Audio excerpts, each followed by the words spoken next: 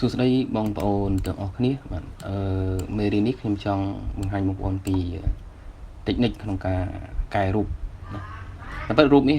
ច្បាស់ហើយបងប្អូនគឺច្បាស់ប៉ុន្តែវាមានមុខខ្មោចណាខ្មែរយើងថាមុខខ្មោចណាអញ្ចឹងខ្ញុំចង់បង្ហាញបងប្អូនទាក់ទងការធ្វើរូបបែបនេះឲ្យវាទៅម៉ត់ឲ្យលោងស្អាតគឺបាត់មុខខ្មោចមុននៅលើផ្ទៃមុខហ្នឹងឯងអញ្ចឹងបងប្អូនមានរូបនេះមួយបងដំបងដៃគឺយើង copy មួយសិនមកគឺ control អក្សរ J ណា control អក្សរ J ដើម្បី copy layer នេះបាន layer មួយទៀតណាបន្ទាប់មកបងប្អូនចូលទៅនេះ file ហើយយកពាក្យថា other ណាហើយយកពាក្យ hyper វាចេញតម្រង់បែបនេះជាងការដំបងដៃវាចេញនេះបើសិន 100% ណា 100% គឺបែបនេះតែយើងត្រូវការអញ្ចេះណាគឺ1ចុចយកតែ1ចុចហ្នឹងណាឬ1.2ទៅបានហើយអត់យកធំទេនេះដើម្បីយើងមើលទៅនៅលើផ្ទៃមុខរបស់យើងណាគឺវាម៉ត់អញ្ចឹងណាឲ្យផ្ទៃមុខវាមានកាឡាក្រឹមអុចអញ្ចឹងអូខេចុះអូខេមកបន្ទាប់មកបងប្អូន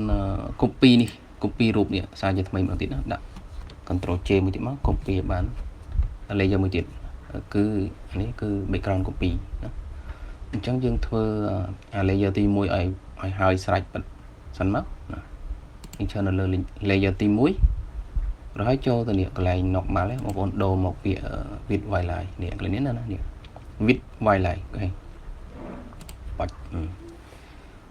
បន្តមកទៀតបងប្អូនចុចនេះយកមកចុចលើ background copy ហ្នឹងមក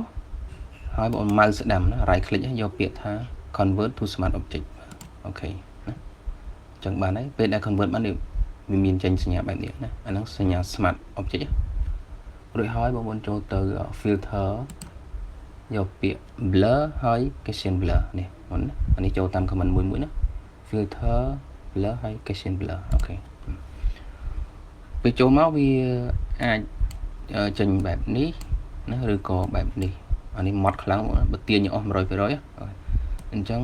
បងប្អូនសេរីមកតិចណានេះសេរីមកមុខប្រហែលថា2ណាសេរីធ្វើម៉េចមកមុខហ្នឹងឲ្យម៉ត់ដាច់ប៉ាត់មកកុំឲ្យឃើញស្នាម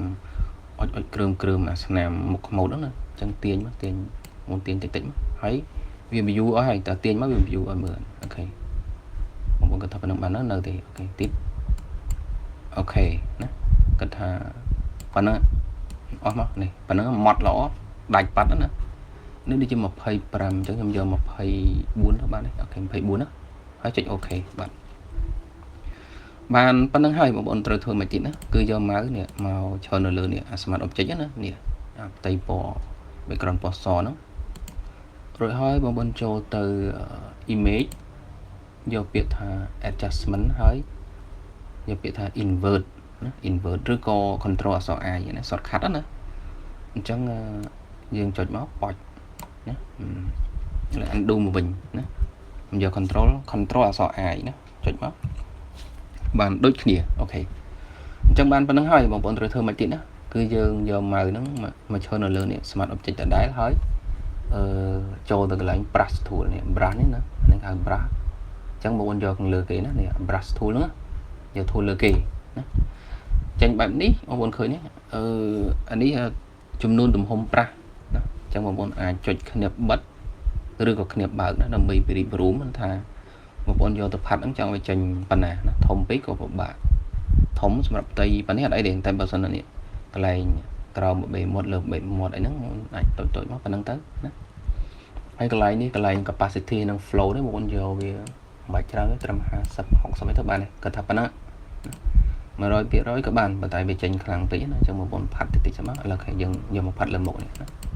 អានេះខ្ញុំដាក់ប៉ានេះសិនអូខេអាចព្រីកធំតិចមកម៉ៅស្ដាំក៏បានបងប្អូនណាដើម្បីព្រីកនេះព្រីក brush ហ្នឹងបងប្អូនអាចម៉ៅស្ដាំហើយនេះទាញវាមកទំហំ brush ណាយកមកអញ្ចឹងទៅអូខេឥឡូវខ្ញុំយកមកផាត់លើផ្ទៃមុខហ្នឹងហើយបញ្ជាក់បងប្អូនទោះតែឈរនៅលើនេះ smart object ហ្នឹងណាបានអាចយកមកផាត់បានអូខេនេះនៅផាត់ចឹងមកតិចទៅហើយ កន្លែងនេះអូណាកន្លែងនេះយើងប្រូមតិចមកប្រូមទំហំប្រាស់ឲ្យតូចមកហើយយើងផាត់តិចបានទេតិចបានទេអូខេអស់វាតិចកន្លែងណាស្អាតហើយមិនបាច់ទេហើយយើងកែលក្ខណៈបែបនេះគឺរូបគឺអត់មានខូចទ្រង់ទ្រាយដើមគឺរក្សាភាពដើមណាអូខេអញ្ចឹងបងប្អូនបាច់កែច្រើនតិចបានហើយកុំឲ្យរលោងពេករលោងរូបគេញ៉ាំកែរលោងខ្លាំងទៅដូចរូប 3D ដូចតុក្កតាអូខេ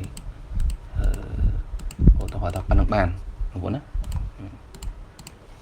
អញ្ចឹងអូមកថាប៉ុណ្ណឹងបានយើងអូខេអញ្ចឹងយើង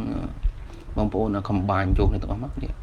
ចុច select ហើយចុច C ជាប់ចុច background នេះណាគឺ combine រូបហ្នឹងទៅជា layer តែមួយឃើញទេបានហើយរួចហើយបងប្អូនចូលនេះមក shortcut ខាងក្រោមនេះយកពាក្យថា exposure ណាឬក៏ចូលទៅតាម comment image adjustment ហើយនេះវាមានពាក្យថាexposure នេះបងណានេះហើយបងអូនទាញបន្តិចមកនេះខាងលើណានេះកន្លែង exposure ណាទាញទៅលើបន្តិចមកនេះកុំខ្លាំងពេកទាញមកល្មមមកភ្លឺហើយអានេះកម្រិតនេះអានេះច្បាស់នឹងអមថាបងប្អូនគាត់ថាប៉ុណ្្នឹងបានណាប៉ុណ្្នឹងទៅអូខេណាអញ្ចឹងបានហើយជាការស្រេចបងប្អូនណាបងប្អូនចង់ដឹងថារូបដែលយើងកែមិញហ្នឹងវាយ៉ាងម៉េចបងប្អូនចុចទៅបើករូបដើមមកនេះរូបភាពរបស់គាត់ដើមហ្នឹងនេះអានេះរូប original រូបដើមដែលមានមុខមកបែបនេះហើយរូបដែលយើងកែបាញ់មិញហ្នឹងបងប្អូនណាឃើញទេអញ្ចឹងលទ្ធផលយើងទទួលបានគឺប៉ុណ្ណឹងហើយបងប្អូនអាចប្រូមឲ្យតូចទៀតមកយើងចុច L ហើយនឹង control ឲ្យជាប់ហើយចុចលេខដកណាដើម្បីប្រូមចេះបងប្អូនណាហ្នឹងណាលេខប្រូមស្រួលមើលមកថាប៉ុណ្ណឹងនេះយើងចុចប៉ុណ្ណឹងមកបងនេះហើយយើងប្រៀបធៀបរូបពីរហ្នឹងអញ្ចឹងរូបនេះគឺរូបដើមណាដែលមានលក្ខណៈបែបនេះគឺផ្ទៃមុខរបស់គាត់វារាងស្នាមខ្មោចអញ្ចឹងណាអានេះរូបដែលយើងបានកែហើយរួចរាល់ណាអញ្ចឹង